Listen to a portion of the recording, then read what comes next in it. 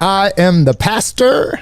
I am the prince. And welcome to another edition of the Pastor and the Prince podcast. And you know what? God has been good to us. Prince, God has been good. Whoa! Because we were able to secure the services of our friend, Dr. Arnold James. And you know what? This is what we're going to do. We've had, for those of you that were able to catch the previous podcast, we thank you for listening. And we shared with you that we were going to come back. And this time we're going to just allow you to listen in to our discussion with Dr. James. We had a rich discussion after the previous podcast. Absolutely. And we went over so many things, and Lyle was saying we should have recorded that. Dr. James had agreed, yes, we should have recorded that. And what we're going to do is just invite you into a conversation that we were having. Now, I'm just going to have to put a disclaimer out there right away. We're not going to do a word of the week or anything like that, but I have to put out this disclaimer.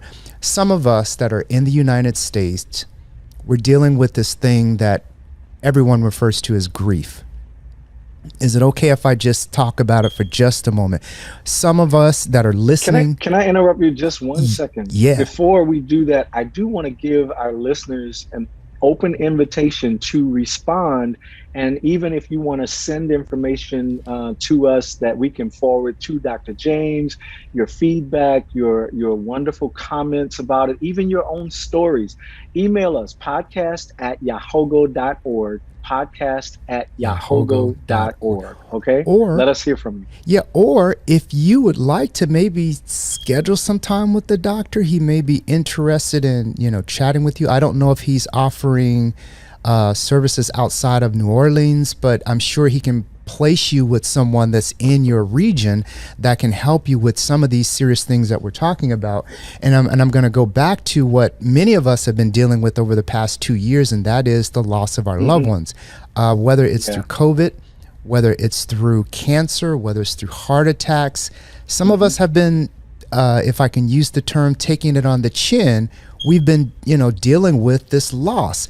And that was a discussion that we had, during our last podcast. We had talked about grief, and, Dr. James was sharing with us we didn't talk about the stages of grief, but we talked about some of the components with grief that you may not hear in contemporary. And he called it complicated grief. And that's what I want to continue to talk about, because you dealt with how grief is not just it's not linear or one-dimensional. No, correct. It's not one-dimensional at all. Dr. James, would you like to elaborate on that for us? I think that's one of the important things we talk about. People can look up the stages of grief online if they will. We're not going to enumerate those here. But one of the things to understand, and people miss this part of the stages of grief, is that it is not linear, and some of them are actually repeated before they are resolved. And there used to be, I think it was 5 stages of grief, but they've added a couple more now. And those couple more that they have added is finding a meaning inside of the life and the loss.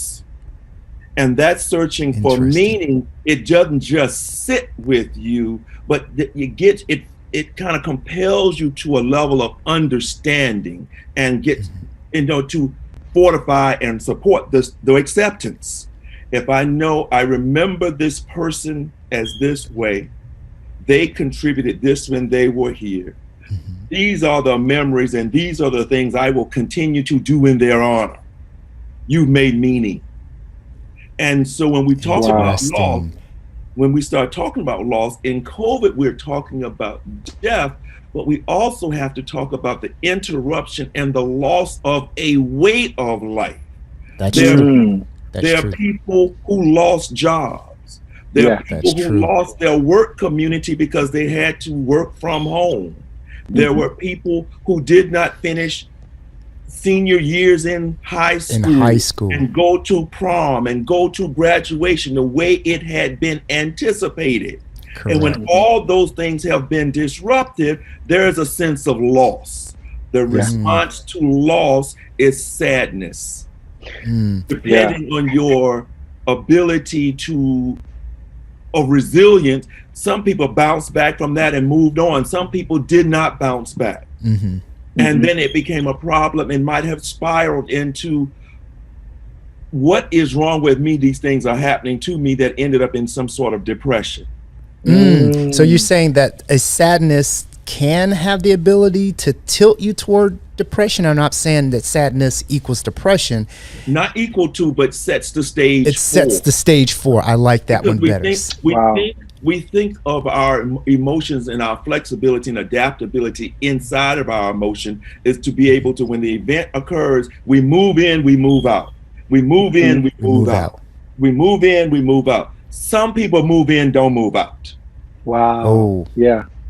You know, like it's really interesting that you described some of those, because I never would have thought an empty nest syndrome would have created that. But the way you describe it, there are many things that can fall in that category. Like I told you, my grandmother used to always say, and you knew my grandmother, Gloria Flott Boswell Miles.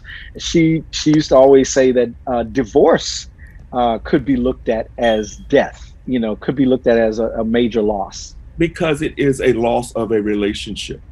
Yeah. When we think about death, it's not just the loss of a person and their life, but loss of relationship, loss of opportunity, sometimes the loss of aspects of ourselves. I saw myself as an independent breadwinner. Now I'm disabled. I can't do that. My identity shifts. Yes. When my identity shifts, that is a loss, and I have to grieve the loss of my strong and healthy self to the acceptance of my disabled, whatever, adaptable self, whatever I'm going to become. Correct. The moving from retirement is a loss. It's a loss of a career. That's a major How is change. that managed? So Dr. James, are you telling us that any major shift in life, almost like a tectonic plate, it's almost like you're definitely having some type of, earthquake or something emotionally happening, and the results of that is, well, whatever happens after this major event, it can either go this way or that way. Can you give us some more on that? You were about to say some more on that. One of the books I read over and this is not a promotion for anybody's stuff, but there's a book that Oprah wrote along with Dr. Fred Perry called What Happened to You? And when things are happening in the world, these tectonic shifts, I love this because sometimes they are tectonic shifts. And if you don't know what that is, that's when the earth moves and the waves change. But those of you who like geology, that means it's been seismic and major. That's it. It's major, not minor. This is major. Right. And so when those things happen, our default is usually, what's wrong with me? I can't get through this. What's wrong with me? I feel this way. And I want us to change this conversation from, there's nothing wrong with you. You human. You're hold on. Nothing happened to you. Doctor, I got to pause you there. Pause. Are you saying that comes with the planet? We're human.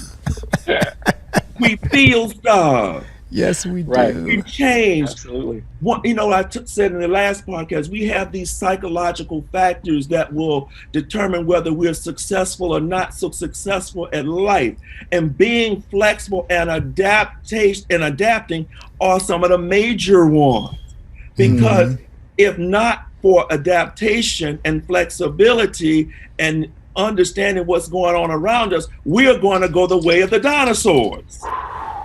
That is true. Man. And I think, are you saying when you use the term adaptation, because it sounds as if during the last podcast, it sounds as if what's happening with technology, we've allowed ourselves to adapt to it versus allowing ourselves to continue to kind of critically think and to use our minds and to adapt to something that's supposed to be here to help us, but it feels as if it's becoming a hindrance to us more so than a help, because now it has us going after more things than things that may... Processing and analyzing. And in the good church, we would say amen to that. Well, no, I wanted you to talk. He said in the good church. I want you to talk to that, because it feels as if we're in an era now, and I said error, but we're in an era where we feel as if, well, I don't need to know mama's number because it's in my phone, but we don't realize that memorizing that number forces us to use activities in the brain.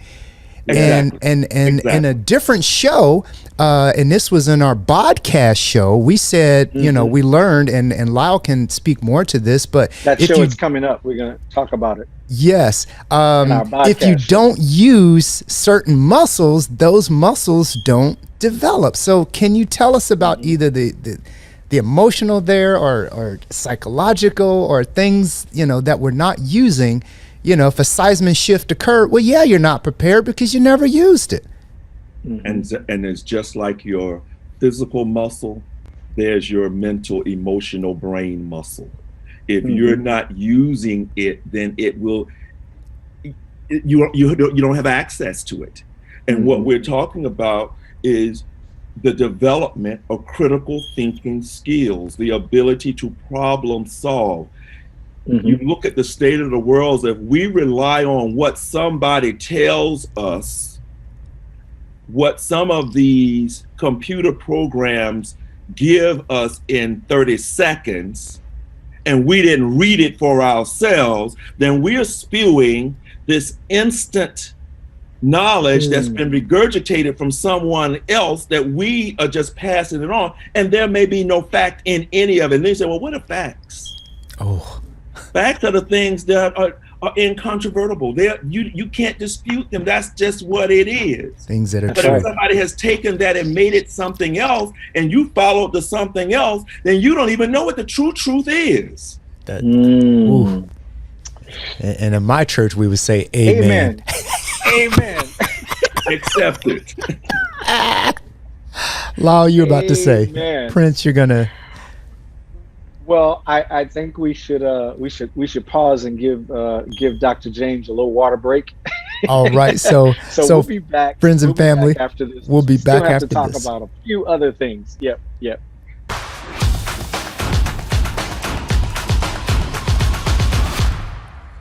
And we're back. He is the pastor. He is the prince, and our special guest is overwhelmed. Dr. Arnold James. Licensed clinical psychologist. Licensed of over 30 clinical years. psychologist. So we are really blessed to have him. We here are with blessed. us today. We're overwhelmed. He has been sharing gems. And can I say something that I hear repeated in the church? This has been a very rich conversation. I'm feeling very wealthy right now. Absolutely. I don't feel poor anymore because I'm hanging out with wealthy people. And the wealth is something more than what money could ever buy. Amen. That's all we can say to that. Amen. Amen. I want to jump back into this conversation. Yes, let's do it. I do. Before we took the break, you were talking about, you were still talking about complicated grief and that wonderful book that I'm going to check out called What Happened to You. And I do want to talk about the stigma that we have in the Black community, especially among Black males. I had even mentioned a few scenarios to you, real scenarios that I know, and I know our listeners, and even between the three of us, we probably have at least 10 scenarios that we can mention. I know a young couple who lost a 16-month-old baby, their only child. I know an older couple who lost their son, and this was a preacher who has counseled others and who has, talked to others through grief and, tried to bring them through the journey and so forth. And now they're in a position where they lost their 33-year-old son, and, there's so many different scenarios that we can come up with, especially during COVID. I know one couple who has, been together for over 60 years, and the wife contracted COVID and passed away within a month and a half or so. There are all sorts of losses. And, just you and I, we talked offline about that whole dynamic of what COVID brought to us, of not being able to say goodbye, all those things. So that's what I want. I want us to talk about that because I feel like so many of our listeners can relate and it'll resonate with them. again, we get back to the executive functioning of the brain, and part of the executive functioning of the brain is to be able to problem solve, to adapt to new situations, to be flexible. But we also have to think about what makes people feel well. What makes people feel well is their sense of control over things around them. And the thing that death does, death destroys your control because you have no control over that. Can you say that one more time, just for the people in the back? Yes. Just one more time. I say the thing that makes us feel well is our ability to control things.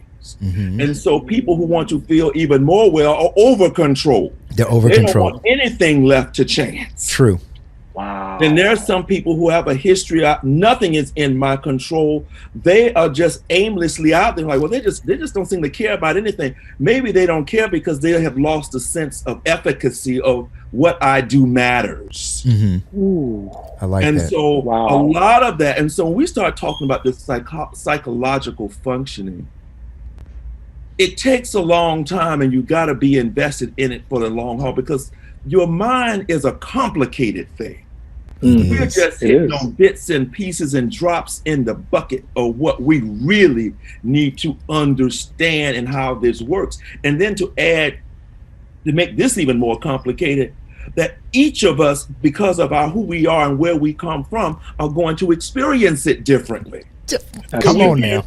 So we cannot have a one-size-fits-all therapy explanation for psychological functioning. It is tailor-made to who you are and what you have experienced. And so as a therapist, I always have to be listening and adapting and adjusting, even in my own therapy. Because I can sit there and look at somebody and I say, well, this person going to talk about this, and I'll be completely wrong. Every time. So again, what is patience? What is understanding? And getting back to, so if we have an expectation of what is likely to occur when somebody dies and it doesn't turn out that way, we're in a tailspin. True. I would love to hold their hand and say goodbye. I would love to be able to have the funeral within 3 or 4 days. Correct. I would like to plan to have everybody there at the funeral. I want to have everybody there to console because all the love and beloved. And what happens when that can't happen? Does that mean all is lost? Well, but because you may not have control over it, you may feel lost. You may feel lost. And then, so not only are you sad, you're starting to add to the sad, the thing that you didn't have control over. And Pastor, when you say, okay, how is this connected to depression? This is how it gets connected to depression.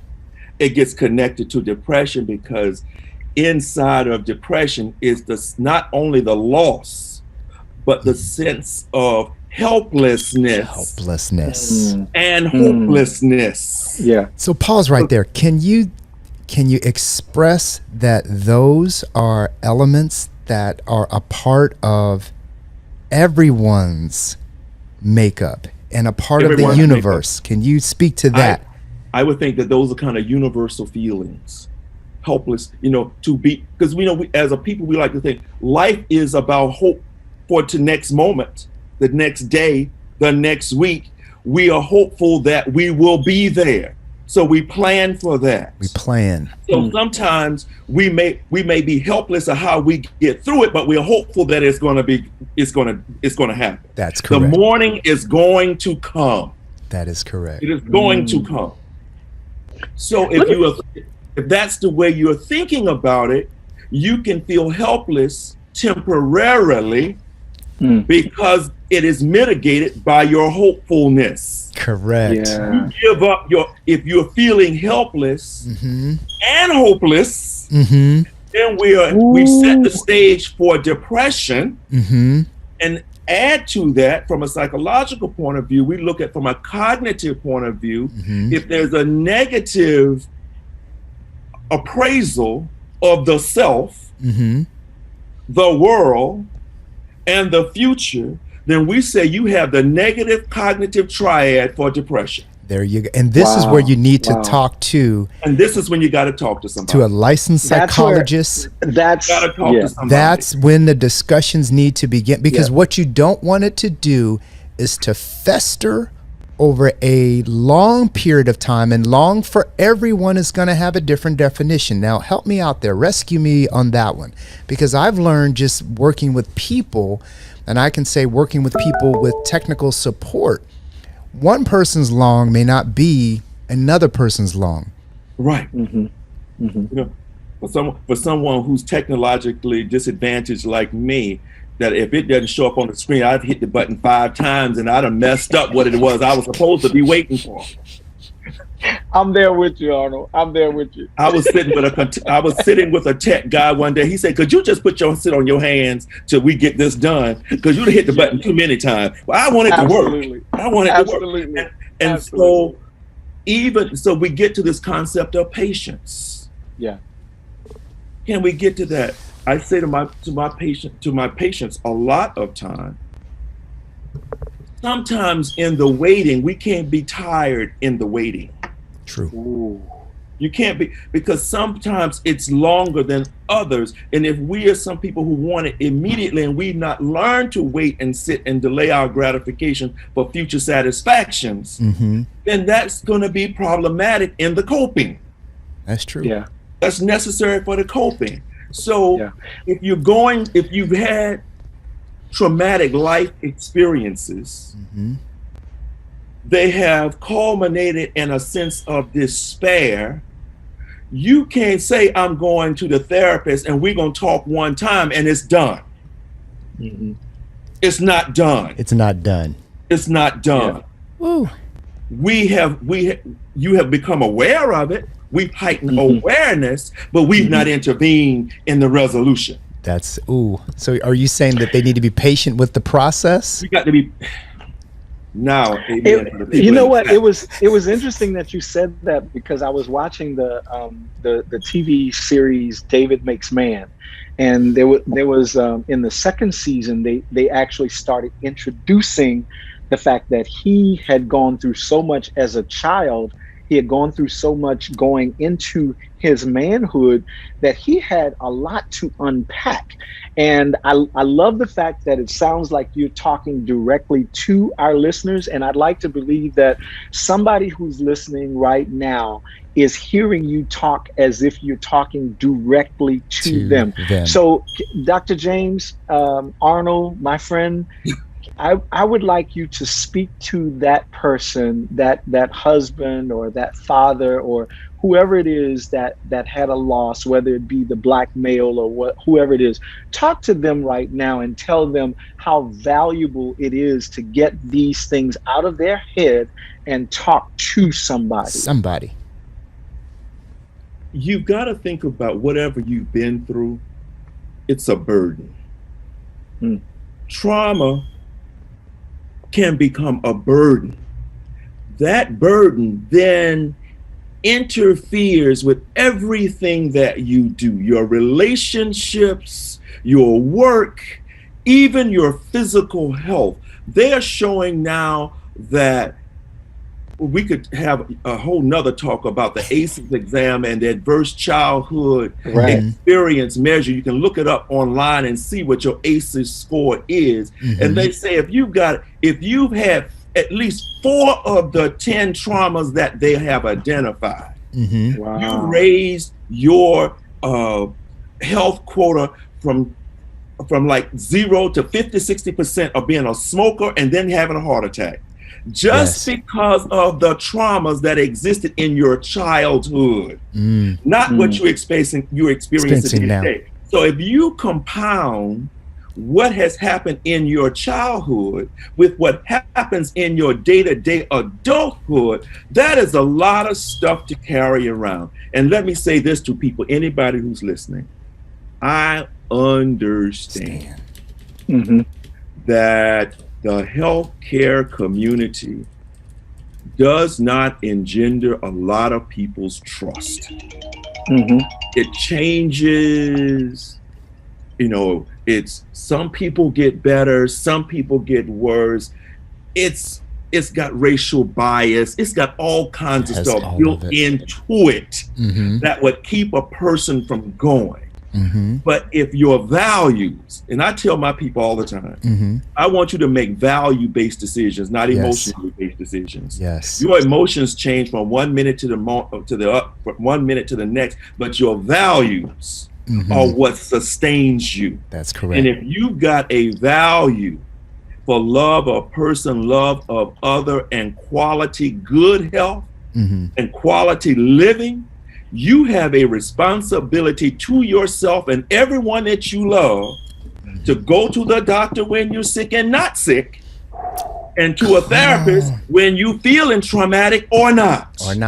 Arnold, I love that you said that there's a responsibility to others. There's a responsibility to others, and wow, I want to add to that. That responsibility is your manifestation that you are doing something. That you're doing something. You are not helpless. Yes. You're not helpless. And you're actually putting the onus on us, the individual, that we need to go and do this. Right. So that it not only helps us, it helps my brother too. Right. Even when you need help. I'm upset. I have a responsibility to say, man, can you sit with me? Yes. Wow. Can you be with me?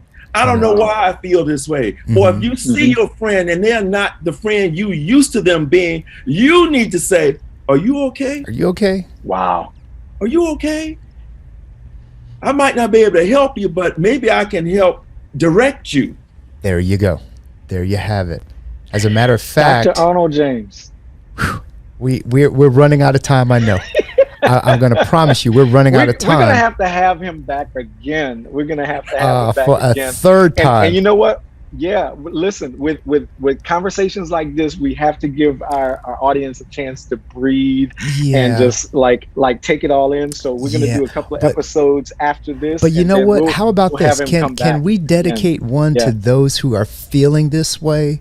Because what we're trying to curb is this thing that people are thinking is a social norm. And I want to say it's abnormal to say, I want to take my own life.